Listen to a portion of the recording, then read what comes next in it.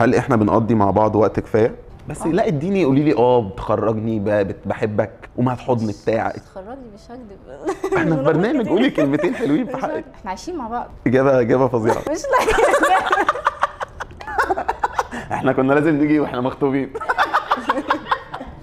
في رابط بيجمعنا بالناس اللي بنحبهم، المشكلة انه بمرور الوقت ممكن يضعف. رباط هدفه يرجع الرابط ده من تاني زي الأول وأقوى. حلقة جديدة ورابط جديد. امتى بتحسي ان احنا قريبين من بعض؟ لما بنعمل كوبايتين القهوة في البلكونة بالليل ونقف نتكلم في حاجات ملهاش لازمة، نجيب سيرة الناس كلها وننم مع الناس كلها تسمعني على الموضوع. مثلا ممكن احكولك 10,000 مرة تسمعه تاني، ساعات بتتعصب وتقولي حكيتي قبل كده، بس انا بحب قوي اللحظات دي. بس بتبقى قاعده روقان فعلا. وليان نايمه وكده يعني، ونروح نطمن عليها كل شويه. ايه اكتر حاجه بتعتز بيها في جوازنا؟ عارف ان الاجابه ممكن تكون غريبه نوعا ما، بس البيت اللي انت طالعه منه. يعني انا بجد والله مش هزار، يعني يمكن انا كنت خايف جدا من حوار الاهل ده، انت عارفه اللي هو خايف بقى ان هم بقى يطلعوا اشرار بقى وبتاع ومتحكمين والكلام ده. بس لا خالص، لقيت والدتك بتعاملني زي اكني ابنها واكتر، ووالدك نفس الكلام واختك نفس الكلام. فممكن دي من الحاجات ان انا فرحان بيها قوي في جوازنا، ان اهلك ناس كويسه يعني، وانا مبسوط معاهم جدا. لا هما بيحبوك الصراحه. اكيد، ما انا لسه ايه. جانب حلو ما كنتش متوقعاه في شخصيتي واكتشفتيه بعد الجواز، اكيد صينيه البطاطس اللي بعملها. لا هو اكلك طبعا تحفه. بس ان انت يعني مثلا في اول الجواز ما كنتش بعرف اعمل حاجه، فممكن لما حد يجي لنا كنت تدخل انت تعمل الحاجه وتقول ان انا اللي عملتها. ان انت دايما يعني متسهل، انا دايما بقول كده ان انت بتسهل عليا الدنيا، يعني مش بتصعبها عليا، مش بتحسسني ان في حاجه لازم اعملها، لازم يعني بتقدر ان انا تعبانه، وانا اصلا معظم الوقت تعبانه. انت بتقدر ده. كنت حاسه يعني ان ده ايام الخطوبه كده، بس ان انت بتجر رجلي بقى عشان تثبت ليه هجر رجلك؟ اتجوزك يعني فاهمه. بس طلعت لا كده فعلا بعد الجواز اثبت حسن النيه يعني. انا اللي عليا الدور. بعد ما فتره الخطوبه خلصت احكي لي عنها، حاسس انك مبسوط في المرحله الجديده اكتر ولا اكيد مش مبسوط بالخطوبه؟ لا والله يعني انا مبسوط دلوقتي، يعني على الاقل احنا بنعرف ننزل براحتنا. فما يعني والدك كان عنده مشكله مع الارقام الفرديه واحنا متجوزين، فاللي هو ارجعوا الساعه 5، ارجعوا الساعه 7، ارجعوا الساعه 9، ما تنزلوش اصلا مثلا. فاللي هو يعني كنت حاسس بس يعني لا انا مبسوط حاليا.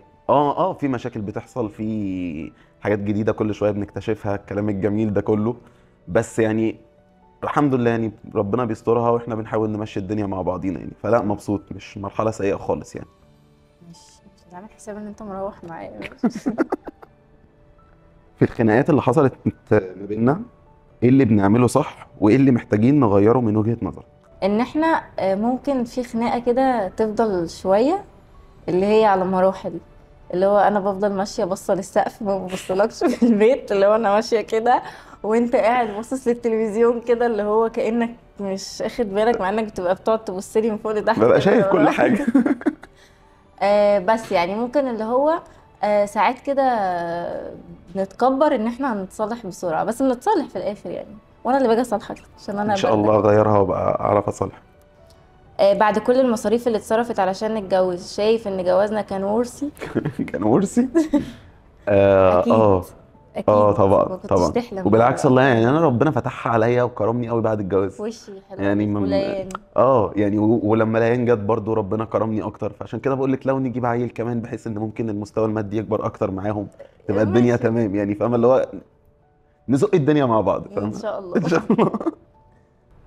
شايفه اننا بنكمل بعض ازاي؟ ان انت بصراحه في البيت يعني بتبقى عارف المسؤوليات اللي عليك، يعني مش بتتكبر تساعدني، شايف ان انت ليان المفروض برضو يعني عارف حقوق ليان عليك وكده، مش يعني معظم الرجاله المتعارف عليهم في الموضوع ده، ان انت بتحب تساعدني، بتحب تشوفني ناجحه، يعني انت دايما عايزني احسن منك، مفيش حد احسن منك، بس يعني انا بحس كده اللي هو احنا بنكمل بعض عشان كده، عشان احنا متفاهمين كمان. بحبك والله. بس لا دورك بقى. ايه اللي بعمله بيضايقك وايه بعمله بتحبه؟ ايه بتعمليه بيضايقني؟ اشمعنى بقى؟ ما مسكتش في اللي بتحبه. لا والله يعني بصي، خلينا نبتدي بالحاجه الحلوه. بتعملي ايه بحبه؟ يعني اهتمامك بيا، اهتمامك بالعيان. يعني انا على فكره انا بشوفك مهتمه بالعيان، مثلا بتحبي تجيبي لها هدوم، بتستخسري في نفسك مثلا اي حاجه عشان خاطر تعملي لها احسن حاجه، والكلام ده انا بقى يعني مقامك بيزيد عندي، فاهمه؟ يعني بشوفك شخص مش بيفكر في نفسه خالص، عارفه اللي هو زي امهاتنا زمان كده، الكلام اللي هو ما بقاش ايوه موجود دلوقتي فعلا، كتير. انا امهاتنا زمان. النرجسيه. وبالنسبه للحاجات الوحشه الصراحه يعني ايه هتقول حاجه؟ هما حاجتين بس، هما حاجتين. حاجتين كمان؟ ال ال ان انت بتعبي، وان انت بتصحي متاخر بس ساعات. ما عندي طفله يعني ما لازم. قلت لك كتير النوم بيجيب نسيب بقى الفقر. الاسئله يعني يعني هي دي بس الحاجتين. ذكرى مميزه لينا مع بعض عمرك ما هتنسيها. حاجات كتير، استنى بس افتكر اكتر واضح ان حاجه. هم قليلين خالص لا درجه. لا لا والله هم كتير، بس آه، يوم ما جيت قابلت بابا، دي اكتر حاجه يعني كانت مفرحاني، يعني كانت مفاجاه بالنسبه لي، ما كنتش متوقعه اصلا ان انت هتقولي كده في اليوم ده. ويوم كاتب كتابنا طبعا، اكيد. ده اكتر يوم انا بحبه. ماشي. قبل ما تتجوز كنت متخيل حاجه معينه عن الجواز، ايه طلع شبه اللي انت متخيله؟ وايه اللي كان مختلف؟ اكيد كل حاجه. كل حاجه. والله كل حاجه. لا يعني عارفه الواحد قبل الجواز برضو بيكون شباب، فمثلا بيقول ايه بقى، ده احنا كل يوم بقى هنخرج وهنروح ونيجي. دي مشكلتي. وانا لسه جاي في الكلام، وكل لما هنقابل بعض مثلا في حته من الشقه بقى نفضل نحب في بعض وبتاع وكده. حاليا يعني فاهمه اللي هو مثلا لو شفتك عند السفره ممكن فاهمه ايه اخد طريق تحاول الصالون. تبعد. طب وايه كان مختلف يعني؟ لا هو اللي كان مختلف كل حاجه، يعني انا ما اظن ان شخصيتنا اتغيرت بطريقه كبيره. يعني انا ممكن بقيت اهدى شويه، انا عارف ان انا عصبي طول عمري، بس ممكن ان انا بقيت اهدى شويه. انت بقيتي بتشيل، يعني بقيتي بتشيل مسؤوليه جامد، لان انت قبل الجواز يعتبر ما كنتش بتشتغلي ولا يعني كانت اللي هي الحياه العاديه، كنت يعني فاهمه؟ بشتغل. ماشي كنت اشتغلتي شغلانتين، مستقله. اشتغلتي شغلانتين مش فاهمه، بس اللي هو ما كانش ليكي مثلا تجارب بقى كتيره مثلا في الحياه، ولا بقى اللي هو في شغل البيت ولا في الكلام ده كله. ابهرتيني الصراحه بعد الجواز يعني. اسئلتك سهله على فكره والله. ايه اكتر حاجه بعملها بتحسسك بالحب، وايه اكتر حاجه بعملها بتحسسك بالامان؟ بالحب طبعا، لما بتساعدني في البيت ده بعد الجواز بالنسبه لي.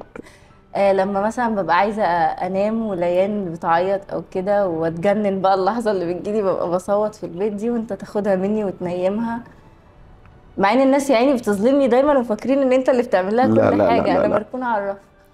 وبتحسسني بالامان. دي مهمه دي بقى. لا هو انت دايما بتطمني ودايما في ظهري ايوه ودايما. ايه بقى اكتر حاجه؟ لو ما انا مش عايز اجابه مختصره. الرجاله ما بتحبش الكلام الكتير، ما تستناش مني كلام كتير. معلش انا حابه. ان مثلا بتقعد تقول لي، يعني حتى لو عملت مشكله او كده بتقعد تقول لي عادي انا في ظهرك وبتبقى داعمني يعني. خدت بالك من ده؟ ايوه. امتى اللحظه اللي حسيت فيها انك بتحبني لاول مره؟ اكيد مش فاكر عشان انا اللي حبيتك الاول. لا والله يعني ممكن اكتر مره حسيت ان انا بحبك فيها لما كنا احنا في فتره من الفترات كده، كنا احنا لسه اصحاب يعني وكده. وفي يوم كنت مخنوق جدا وكلمتك الصبح وقلت لك لو مش رايحه الكليه مثلا وهتروح لاصحابك على الكليه فممكن اجي لكم يعني اقعد معاكم شويه بتاع. ساعتها تحمستي قلت لي اه طبعا تعالى وبتاع، فحسيت ان انا ليا حد يعني اللي هو اتسند عليه، فحبيتك انا قوي فاكره ساعتها يعني. الموقف ده، مش عايزه اقول انتهى بايه بس خلاص مش ماشي. مهم. مش مهم. متوقعه مني ايه بعد الجواز؟ آم، انا كنت متوقعه كده، والحمد لله ان انا اتاكدت يعني ان انت اب كويس، يعني ان انا يعني حتى لما اخدت قرار الخلفه ان انا ما ندمتش ان انت فعلا طلعت اب كويس. ما تحوريش بس احنا ما خدناش قرار. هي جت كده. يعني طلعت اب كويس يعني الحمد لله ربنا يعني. نصرني. اكتر صفه بتحبها فيا؟ اكتر صفه؟ اتكلم بقى كتير ها. ما هتكلم. بص مش هزار والله، بس ممكن اكتر صفه بحبها فيك ان انت جدعه. انا عارف ان انت عندك مشكله مع الجمله دي، يعني اللي بيقول لك اكنه بيشتمك. مش ايوه عارف ليه، ده. مع انك بجد والله انت جدعه يعني. ويمكن دي من الحاجات اللي خلتني يعني اكون مصمم ان انا اتجوزك. المواقف اللي انا شفتها معاكي، حتى المواقف اللي انا شفتها من اهلي، من اهلك، ده الصراحه خلاني يعني ان انا ابقى مصمم ان انا اتجوزك يعني. وايه تاني حاجه واحده بس يعني؟ قول. نسال الله التسهيل. لسه في كتير. ماشي. نفسك يبقى عندنا كام بنت وولد واساميهم يبقوا ايه؟ انا هضيف حاجه. انا متاكد ان هي هتقول بنت ويبقى اسمها كارما. لا مش كارما، كمان الاسم اللي انت مش بتحبه بس مش عايزه اقوله عشان ما اعملش مشاكل. ايوه ايوه. نفسي يبقى عندي انا بحب البنات قوي، بس يعني مثلا ممكن يبقى عندي بنتين، ليان وبنت تانية وولد، مع ان انا عارفه ان انا مش اكيد هاخد القرار ده، بس يعني عشان البنتين ما يبقوش لوحدهم والولد هيبقى صاحبي انا بقى، ما هو كده كده البنت انت بتحبك اخدتي يعني. النظريه دي من امي، اللي ما هو هم نخلف 3 عشان لو 2 زعلوا بتعاركوا. والتالت طب ما يصالحهم اخلف وعيط. واحد مثلا لا حد يزعله ولا يضايق حد لا، ما يعني. ممكن احنا نزعله، مين هيصالحه؟ اصحابي انا كارت، بنقول ما تقعديش معايا بنتمنى. كتير، ما تقعديش معايا كتير. بنتمنى. لو هتشكرني على حاجه هتكون ايه هي؟ لا هي حاجات بقى الصراحه، يعني شكرا ان انت واقفه جنبي، وان قول انت عادي، احنا بتستحملي فاضيين. لا احنا فاضيين، احنا قاعدين عادي، وان انت بتستحمليني وقت عصبيتي، وان انت من النوع اللي هو يلا انا معاك في اي حاجه، مش بتحسسيني بقى مفيش شغل التقطيم والكلام وبتاع، لا انت اللي هو يلا عايزه اسيب طالما الشغل، يلا سيبه طالما سيبه انت من انت بكره. الحاجه دي هتريحك، وطالما انت هتبقى مبسوط وانت في الحاجه اللي انت بتعملها دي، فما فيش مشاكل، فشكرا ليك قوي يعني على ده. مش هعيط، انا مش هعيط. لا ما تعيطيش طيب.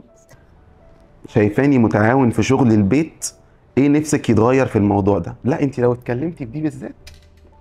لا بصراحه، بس في حاجه مش عارفه ينفع اقولها ولا لا، بس لما تيجي يوم اجازتك مثلا او كده تفتش في التلاجة تشوف ايه اللي مش عارفه ايه، نفسي تبطل الموضوع ده، بس تشوف بس ايه اللي باظ مني الحاجات دي. بس لا، انت بتساعدني كتير الصراحه. كويس. وانا بما اننا بنبدأ مع بعض حياتنا، تحب شكل حياتنا يبقى عامل ازاي؟ هادي.